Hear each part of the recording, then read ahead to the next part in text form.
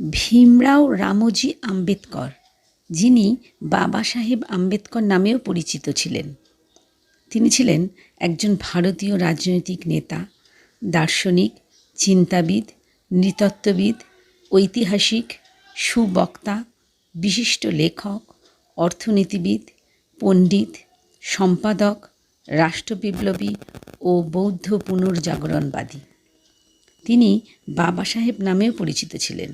তিনি ভারতের সংবিধানের খসড়া কার্যনির্বাহক সমিতির সভাপতি ছিলেন।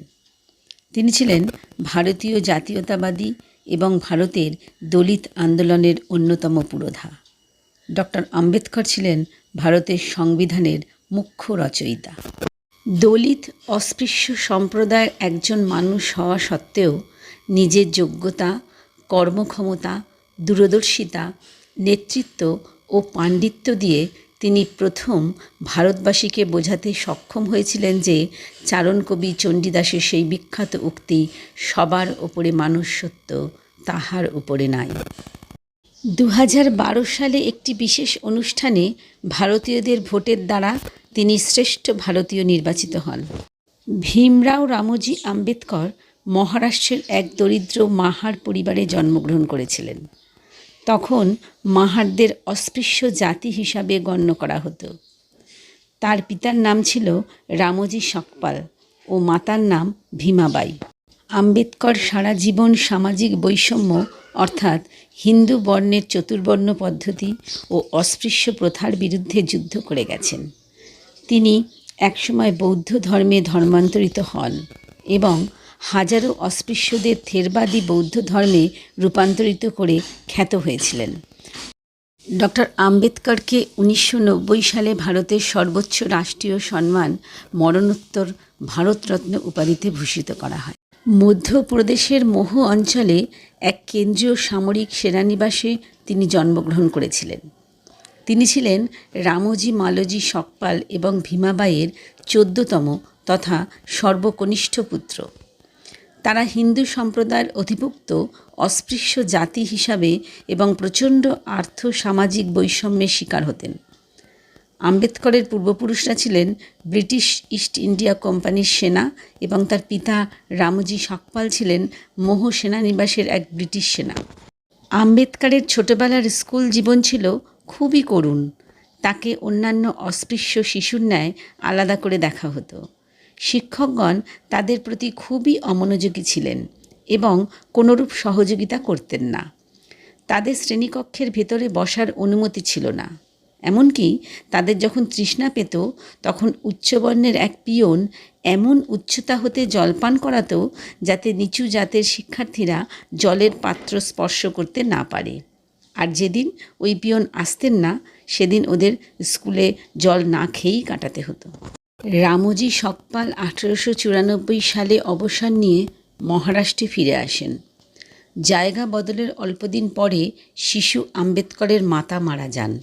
তিনি মাসির সান্নিধ্যে অত্যন্ত কষ্টের সহিত মানুষ হন।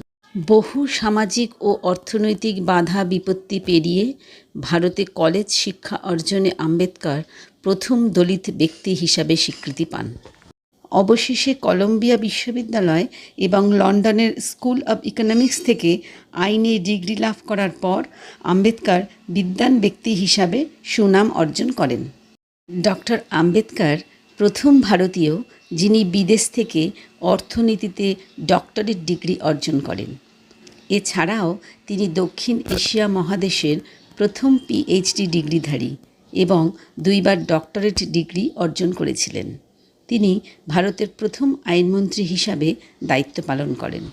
কলম্বিয়া বিশ্ববিদ্যালয়ের তালিকা অনুযায়ী পৃথিবীর সেরা 100 পণ্ডিতের মধ্যে তিনি একজন। আম্বেদকর সমগ্র পৃথিবীর মধ্যে প্রথম এবং একমাত্র ব্যক্তি যিনি লন্ডন স্কুল অব ইকোনমিক্স থেকে সমস্ত বিজ্ঞান বিষয়ের ওপর ডক্টরেট ডিগ্রি অর্জন করেছিলেন।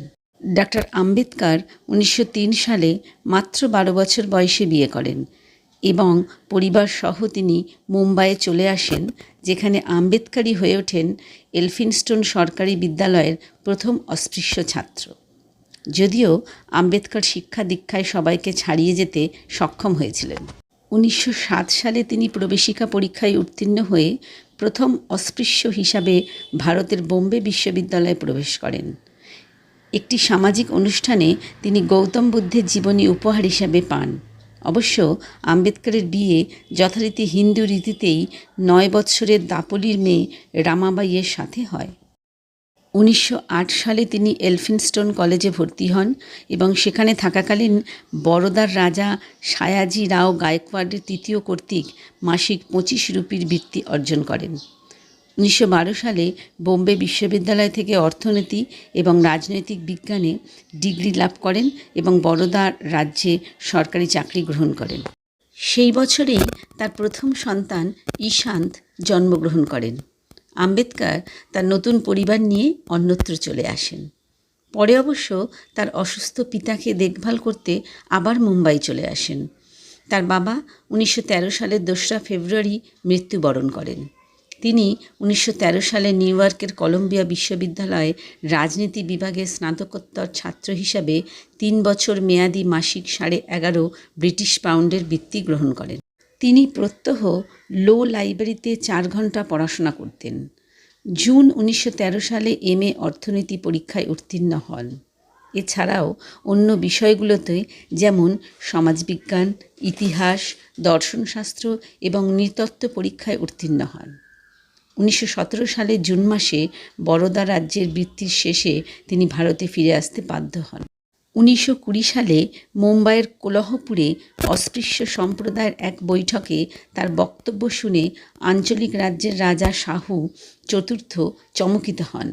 তিনি আম্বেদকরকে ভবিষ্যতে জাতীয় নেতা বলে সম্বোধন করেন এবং পরবর্তীতে গোঁড়া হিন্দু সম্প্রদায়ের সবাইকে অবাক করে দিয়ে আম্বেদকরের সাথে নৈশভোজে অংশগ্রহণ করেন।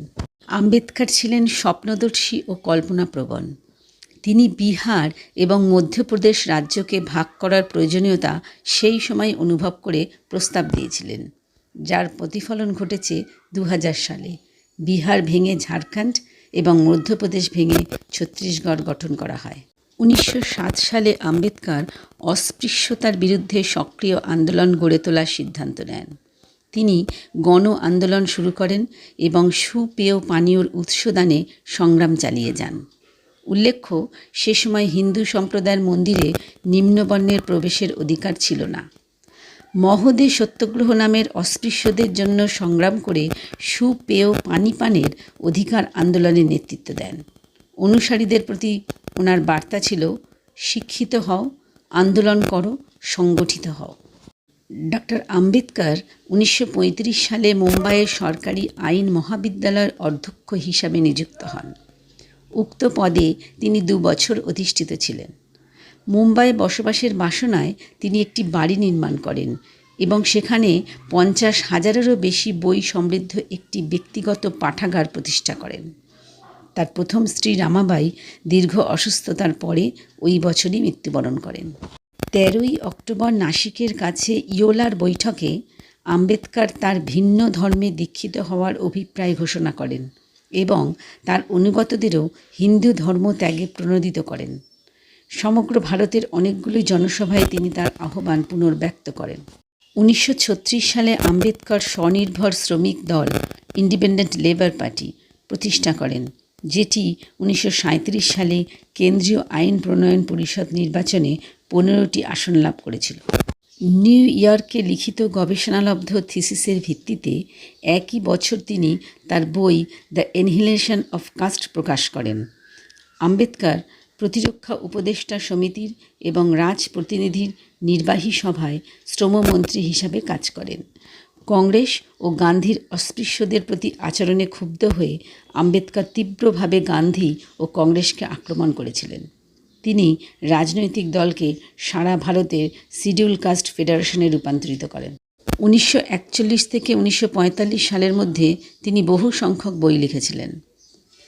15ই আগস্ট 1947 সালে ভারতের স্বাধীনতার দিন নব্য গঠিত কংগ্রেস শাসিত সরকার আম্বেদকরকে জাতির প্রথম আইনমন্ত্রী পদ অর্পণ করেন, যা তিনি সানন্দে গ্রহণ করেছিলেন। 29শে আগস্ট আম্বেদকরকে সংবিধান খসড়া সমিতির সভাপতি করা হয়। 1949 সালের 26শে নভেম্বর গণপরিষদ কর্তৃক সংবিধানটি গৃহীত হয়। আম্বেদকর 1951 সালে হিন্দু কোড বিল খসড়াটি সংসদে পড়ে থাকার কারণে মন্ত্রিপরিষদ থেকে পদত্যাগ করেন।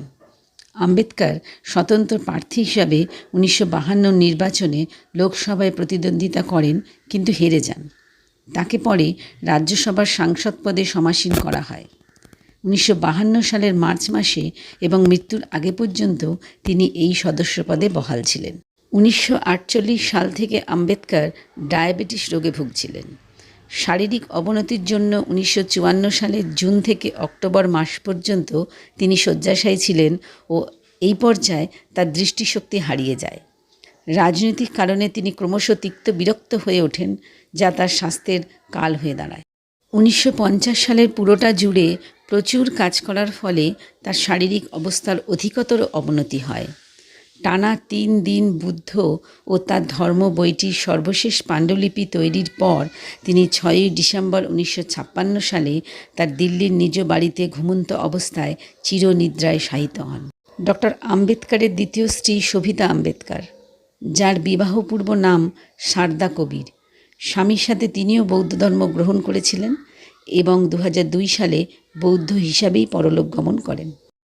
ডক্টর আম্বেদকরের জন্য তার দিল্লির 26 আলিপুর রোডের বাসভবনে একটি স্মারক স্থাপিত করা হয়। তার জন্মবার্ষিকী উপলক্ষে সরকারি ছুটির দিন ঘোষণা করে আম্বেদকর জয়ন্তী বা ভীম জয়ন্তী হিসাবে পালিত হয়। তো ভিউয়ার্স, ডক্টর আম্বেদকরের এই সংক্ষিপ্ত জীবনীটুকু যদি আপনাদের ভালো লেগে থাকে তাহলে চ্যানেলটি অবশ্যই সাবস্ক্রাইব করবেন।